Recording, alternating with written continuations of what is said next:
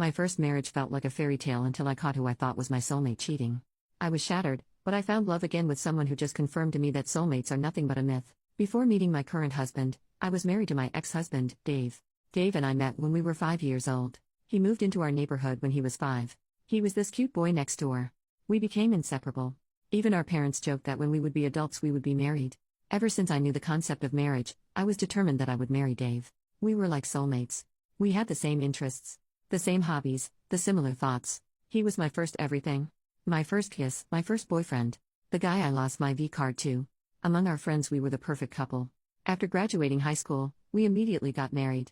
I got into a good school, but I decided to study with Dave. We got married right after we finished high school. Our parents helped us find an apartment closer to our school. We worked hard. We would even talk about having kids often. On our 6th anniversary we decided that we would try for a baby next year. I still remember the day when we were teenagers and cuddling. We already decided what our babies' names would be. During our 7th year of marriage, my mom got sick, so I had to stay with her for a while. I was planning to do something special for our 7th year anniversary, so I left early to surprise him. Well, I went to my bedroom and there I saw my husband screwing another girl in our marital bed. I can never get that image out of my head. My husband saw me and his face turned pale. I don't know what happened, but I threw up right in the spot. My husband was giving me the usual, "It's not what it looks like, I am sorry, it was a mistake." I locked myself in the bathroom. I somehow mustered my strength and called my friend to pick me up and just don't listen to Dave. When my friend arrived she charged at Dave. She grabbed some of my things and we left. I was in a catatonic stage at that point. Eventually my parents knew. They supported on whatever decision I would make. Dave's parents however wanted us to be together. There was a huge fight but eventually we settled for divorce. My whole fairy tale fantasy just shattered. I was spiraling into depression. My parents booked me a therapist, and for 2 years I was like a living corpse. After that my friend pushed me to go on a date. I did, but no one even came close to Dave. I was searching for Dave in every guy, but they all failed to live up to the expectation. That is when I met my now husband, Jay. Jay was the opposite of Dave. Dave was funny, he would be the life of the party. I remember one time he made me laugh so hard that I fell from my chair. But Jay was not funny like Dave. He would use humor only as clapbacks and if he wants to insult someone. He was also very stoic and closed off, pretty boring to my taste. On our first date, I asked him some questions like, "What is your favorite movie?" He told me he doesn't watch movies, and that he liked reading. He didn't even ask me a thing. Except for my educational background. He talked mostly about my field of work, but he was not interested in me. We ate dinner in silence. I was 100% sure he would not call me, but 2 days later he did. He asked me out on a second date. I was skeptical of whether or not I should go. But my friend insisted. So, I gave it another try and the second date went slightly better than the first. He talked a bit more, asked few questions. We were taking it slow. He was opening up until the 6th date when he finally hooked up. It was amazing. I am someone who has a snack after making love. I was craving for some, so I asked him if I could grab something from his pantry. Even a bread and cheese sandwich will do. He told me to stay there and he went out. I was kinda confused. He came back after 20 minutes with takeout food. It was something I really liked, orange chicken. I asked how he knew, and he told me, "You told me on our previous date." I melted right there. Dave and I have been together for most of my life, but he never made the effort of going out and getting me something. That's when I knew even if he was not my soulmate I was madly in love with him. We dated for 3 years and got married. I came to know about Jay's family too. His mom and dad were drug addicts who died of overdose. He was homeless for a while but worked his way up. Throughout our marriage I was very, very happy. He was different from Dave because whenever he would see me doing chores he would ask, "Need help?" He helped me through my trauma from Dave by arranging a therapist that specializes in infidelity. He may not be a person of words but his actions tell me that he loves me.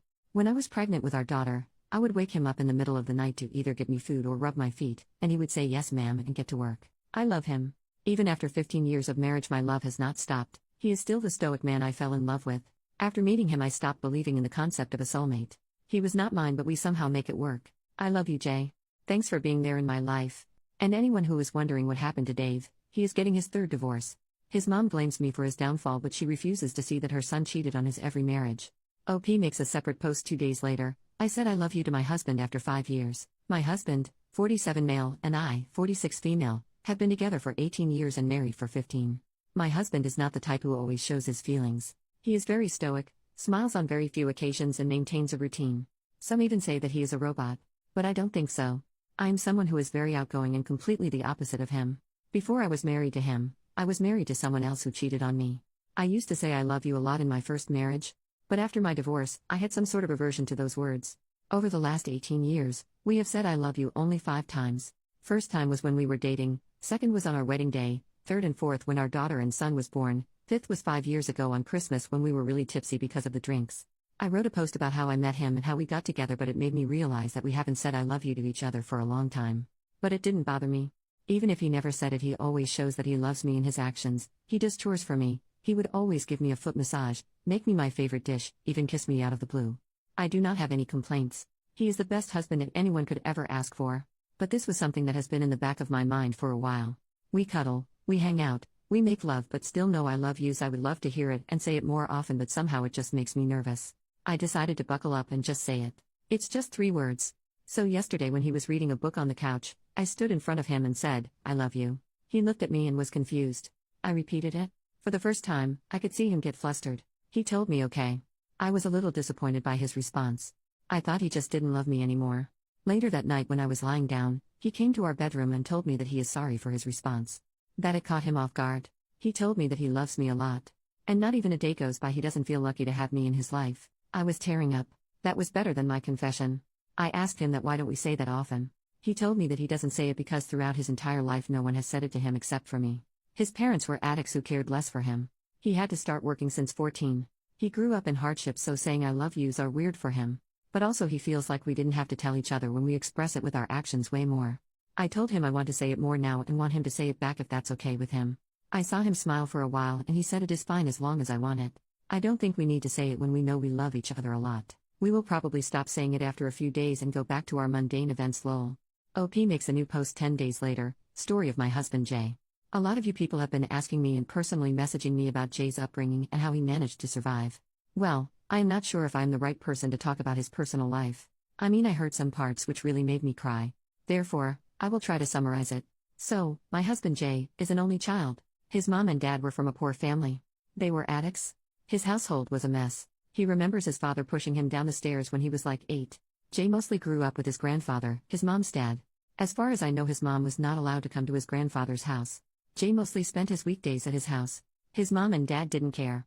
They were always high and had odd visitors. His grandfather taught him a lot of things, like handling tools, woodwork, electric repair stuff.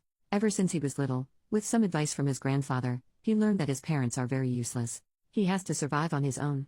All they know is how to do to substances and invite people for having group lovemaking. He started doing odd jobs like dog sitting, car and window washing, gardening. He also tutored from time to time. Shortly after, his parents died of odd. He became a permanent resident of his grandfather's house. He worked so that he could afford to go to college. His grandfather had little money for him. But it wasn't enough. He thought about joining the army at 18, but he failed the physical test. When he was 17, his grandfather died of a heart attack. His grandfather lived in a rented house, so Jay couldn't live there anymore. He was forced to live in a homeless shelter throughout his high school years. He even got bullied and got in trouble for standing up for his bullies. But since he was a good student, he didn't face serious repercussion. He left the homeless shelter when a pastor from their local church took him in. He knew Jay because he worked in the church for a while. The pastor was a nice guy. He funded his living and also helped him get a scholarship to a good university. Jay studied finance and business. His entire childhood, he lived in poverty. So, he was obsessed with learning how to make money. He made some connections which landed him a good part-time job during his final year. I met Jay through my friend. She worked in the same company as him. He worked as an investment banker at that time. And the rest you all know. This is pretty much it. I understand why he is so stoic and doesn't show his emotions. I once asked out of curiosity that he saw the harsh reality of life, but still how does he manage to stay good? He once told me about this couple whose children he used to tutor. They were a really happy family in his eyes. The husband loved his wife. He mentioned that the husband would always have a hand on his wife's body as a form of affection. Their children were also well behaved and had a good childhood. From that moment he knew he wanted a family like that, because he never had a complete family. But he was sure that somebody would not be able to love him because he doesn't know how to show love. Throughout his entire childhood he has only seen his parents fight and cheat on each other in front of each other. That really destroyed his perception of love. If it wasn't for that couple, he probably wouldn't believe that there are people in this world who can love each other for life. It is a little wrong of me to say he displays no emotions. He does, but on rare occasions. I remember the day our daughter was born. Jay held her and cried loudly. He kept repeating, I will protect you. I'll never leave you. He did say I love you to both me and her. Same thing happened when our son was born. I mean, it gave me an idea to just pop out babies so that I can see his emotional face, haha. But anyways, I know he does love me and our little family. He always holds me tight whenever we are cuddling. He is really good with my parents. My parents also adore him. Sometimes, it just makes me cry knowing that he has been through a lot and I have lived such a sheltered life. Sometimes, I feel like I don't deserve him because he is very kind and a good person. Also, yeah, we do say I love you a lot more now. Final update 1 month later. I just wanted to give a big thanks to everyone for who has been kind and supportive. I cannot imagine that so many people will come through because of my post. A lot of you suggested therapy. To be honest, I did in the past, but my husband brushed it off by saying his past rarely bothers him. Thanks to people in Reddit, I suggested him some articles on PTSD and childhood trauma. He studied for a bit and found a therapist for him to help him with his trauma. He only had 2 sessions till now. Few days ago he came home from work and I went to greet him like usual. He pulled in for a big hug and started sobbing. I told him it's okay. We went to our bedroom where we sat down and talked. He told me that he was sorry for being so ice cold all these years. He opened up more and said he was afraid to confront his demons, so he just kept them back in his head. He had trouble expressing how he felt. He felt guilty that he didn't say he loves more often. I'm just paraphrasing what he told me. I love you with all my heart. I know I don't say it, but I feel it every day and every moment. I'm sorry for taking away all those years from you, for not expressing my love for you. Words cannot express what you actually mean to me. You gave me my kids, made my house a home. I never had that growing up. I always wanted that and you made it happen. I'm sorry that I was so cold and never said I love you more. Because I do. I love you a lot. I want to make it up to you. I don't want to waste another second of my life burying those emotions anymore. It feels good to see him vulnerable for the first time in his life. I cried with him that night. We talked a lot about our marriage and the times we spent. It was a real bonding experience. From that day on, he has been really attentive towards me. He would always come home as early as possible to simply have more time with me. We cuddle a lot and also make love. Except this time it feels new and different. Like a newfound love. He has been saying I love you to my kids. My son is confused and my daughter just said, "Dad, you are weird." He is thinking about planning a trip for just 2 of us because it has been really long since we had went on a trip alone. So thanks, Reddit. You gave me a new version of my husband and probably strengthened my marriage with him. Not that there was problems, but I hope my husband would not be so haunted by his demons now.